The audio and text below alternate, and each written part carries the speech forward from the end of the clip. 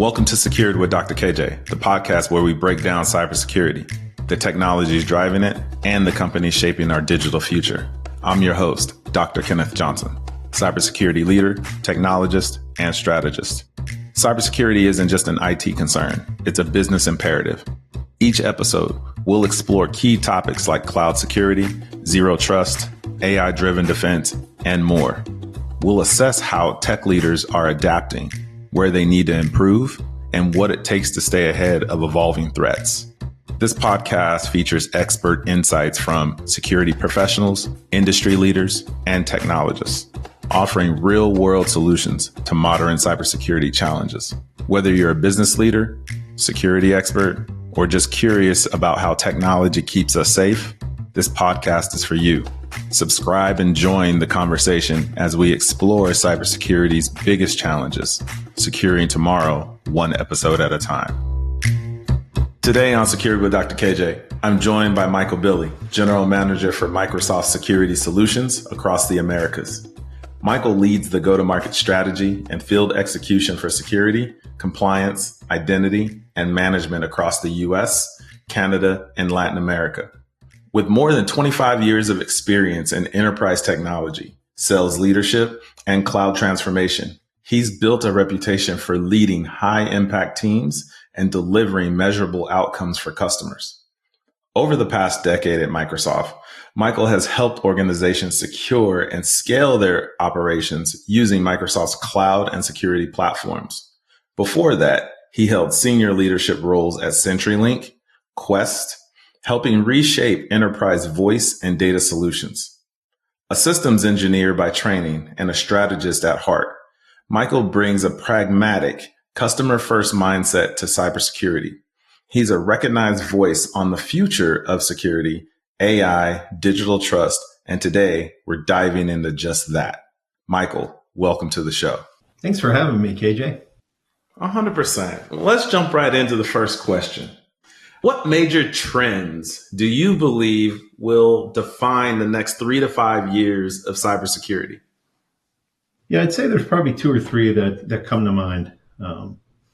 First and foremost, as much as we'd love to just talk about all the, nice shiny objects of technology that are coming out and all the advancements that are made, I think we're still going to have to be thoughtful and mindful. And, what are we doing from a hygiene perspective, right? It's still the number one threat from a security perspective. Just one unpatched machine or, one identity that is compromised because of, poor passwords, whatever the case may be, that's still going to continue to be an issue. Now, I think there's going to be opportunities to help customers address this in a more efficient manner, right? And the ones that embrace technology will be in a better position for that. But I think that's the first one that we just have to always keep at the forefront, that we have to be good stewards of hygiene in our environments, even in the next 3 to 5 years. No, I totally agree with that. And I think, how do you then think about the trends and how they'll impact, some of these companies and industries with these strategies? I would say that, along those lines, and the second, thought I had, KJ, was, what is happening with the rapid transition to generative AI and the capabilities around there? Like, we focus on securing AI, right? And that's going to be an important attribute here. But if we really think farther reaching beyond that, and I'm sure we'll get into securing AI, but when I think about a longer term trend and, looking from a longer term horizon, we just talked about the importance of hygiene and making sure we got, our passwords, collected and our endpoints covered. But think just for a minute with me. Imagine a world where, you're going to have your own agents doing work on your behalf. So if you think about your own agents doing work on your behalf to make you more efficient, right? In an agentic AI world, we secure you today, right? We secure all of us as enterprise employees. Who's going to secure the agentic AI environment? So when we consider the longer term horizons and the implications and the pervasiveness that we're likely going to see in the not too distant future, right? This isn't, some 5-year window. This is, agentic AI is here, right? The question is going to be adoption rates and meaningful use cases to really drive scale and growth as part of that. But we have to think about it in terms of, personas, right? So you have a persona for your job.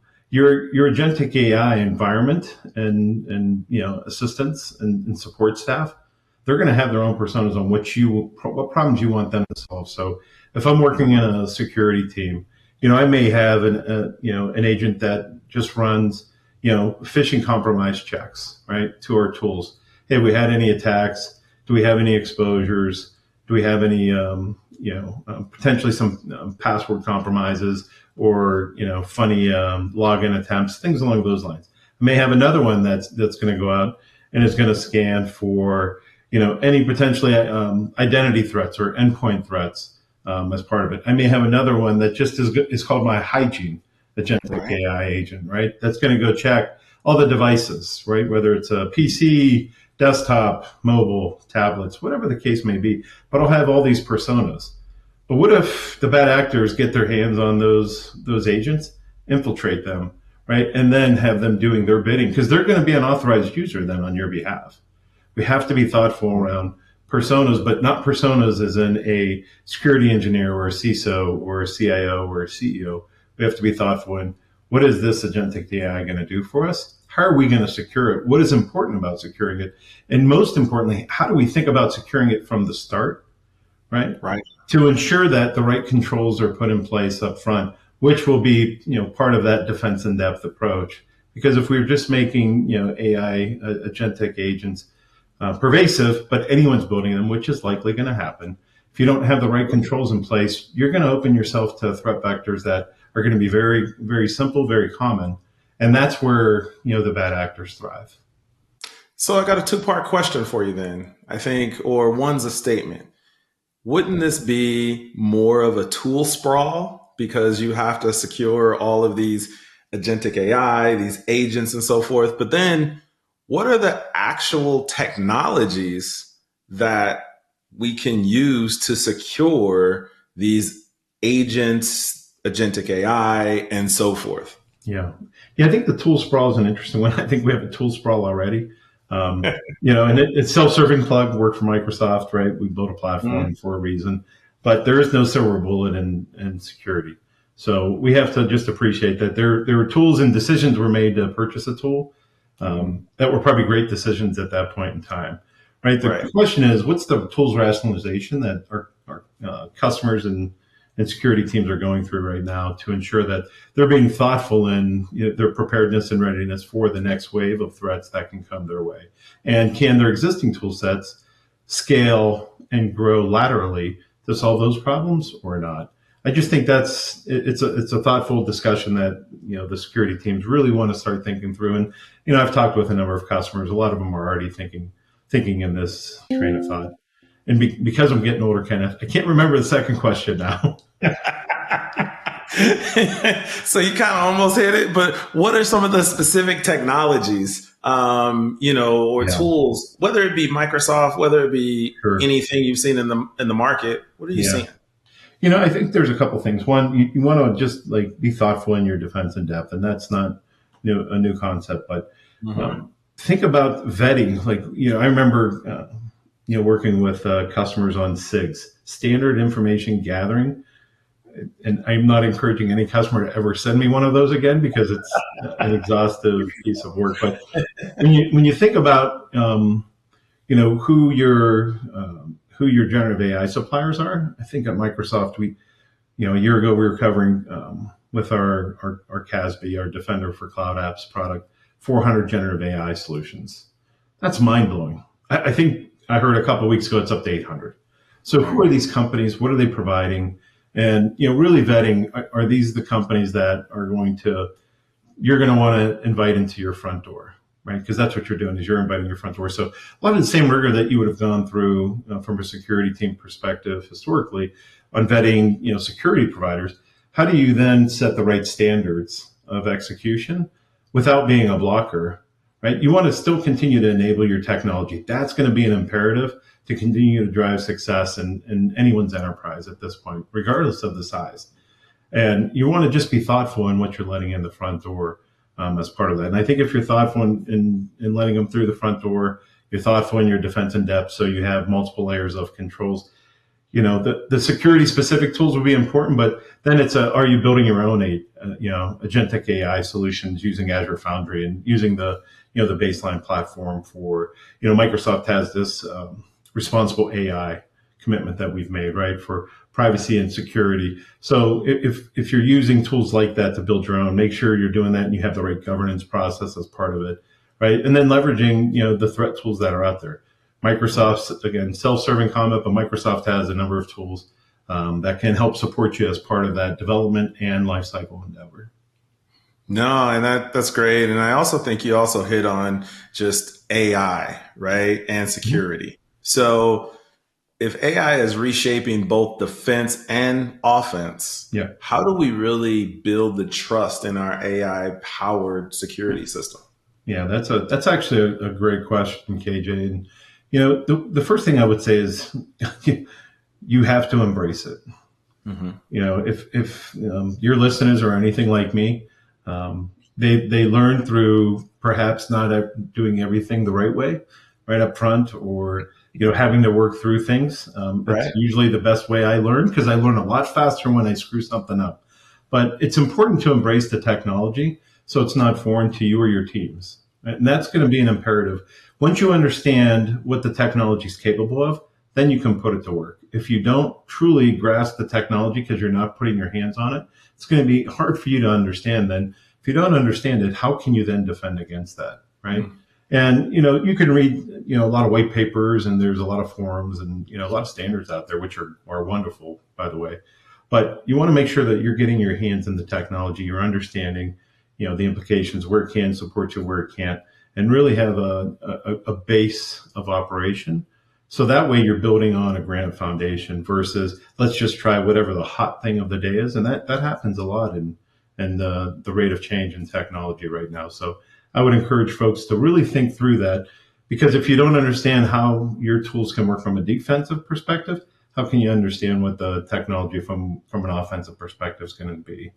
The other part that you can do too is, if you have a red team and blue teams, and you can actually leverage a lot of the technologies to drive, outside in threats, just for awareness, then that's great. Leverage those. If you don't, hire some qualified companies that are out there. Microsoft has a very large partner ecosystem. Leverage their experience. If you don't have the in-house experience yourself, bring in a managed detection and response company that does this every single day, 7/24/365. That's really going to help, provide you additional capabilities as well.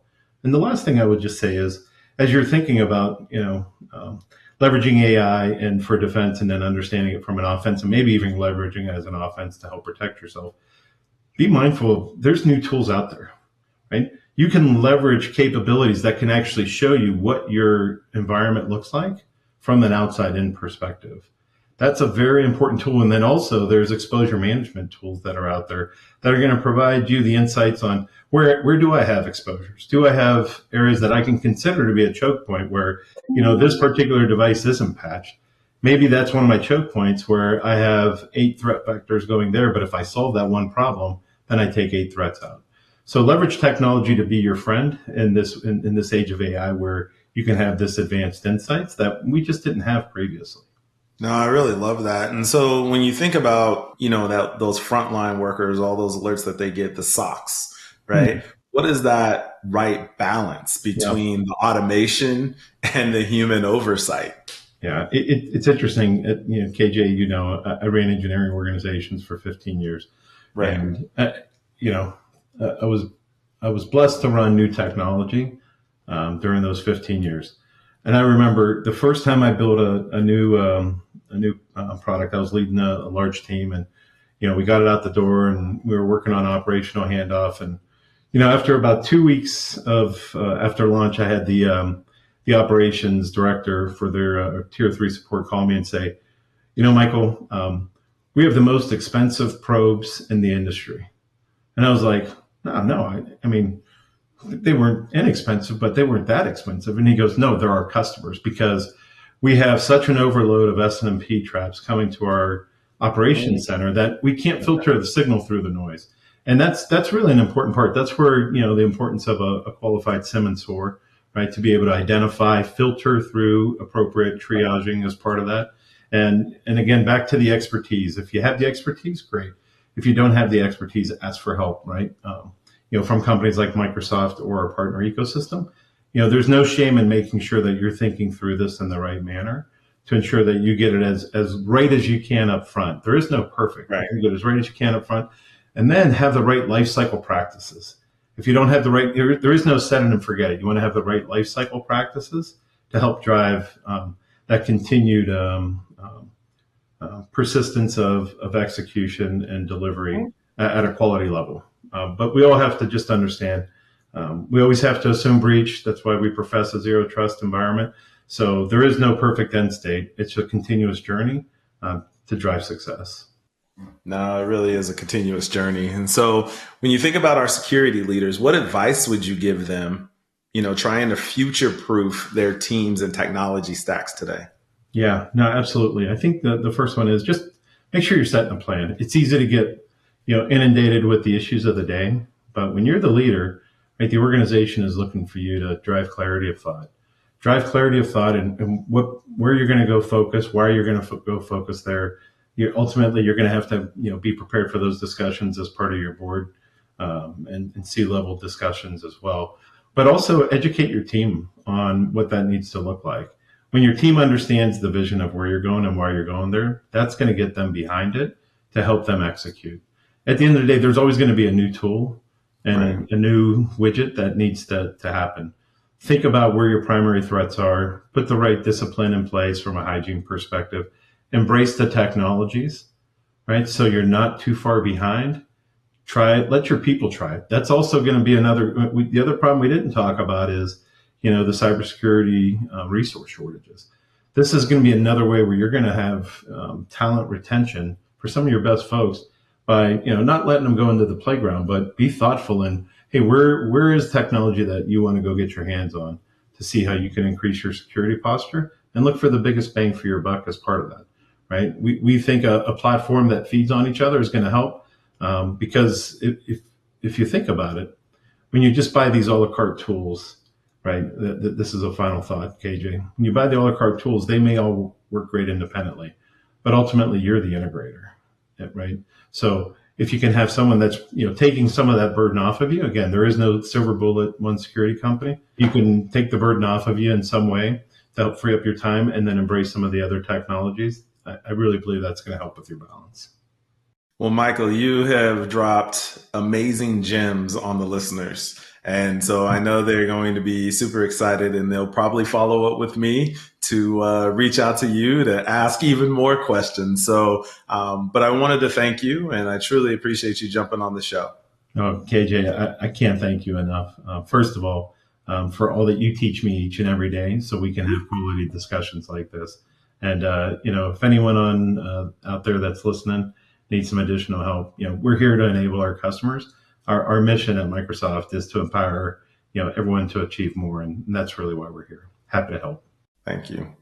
And that wraps up another episode of Secured with Dr. KJ and the finale of season 1. A huge thank you to Michael Billy for joining us and sharing his powerful insights on the future of cybersecurity, from the realities of tool sprawl and hygiene to the emerging impact of agentic AI. Michael reminded us that security is a journey, not a destination. Whether it's building trust in AI-powered systems, balancing automation with human oversight, or making thoughtful decisions on technology investments, the future will belong to those who lead with clarity, embrace change, and stay grounded in fundamentals. With season 2 right around the corner, please share, like, and subscribe to the podcast so you don't miss the exciting new topics and guests we have lined up. Thanks again for tuning in. Secured with Dr. KJ, securing tomorrow, one episode at a time.